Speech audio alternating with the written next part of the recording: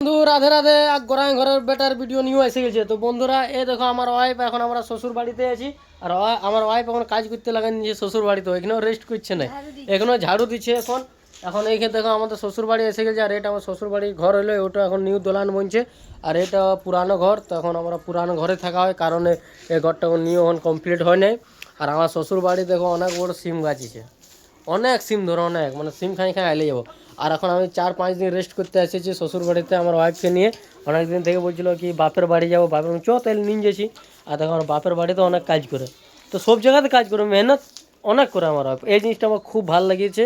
আর এত সুন্দর হামসফর পাইছি কি অনেক আমার ভালো লাগে, সব জিনিসে সাপোর্ট করে, কোনো কাজ বড় ছোটো মানে না, সব কিছু কাজ করে।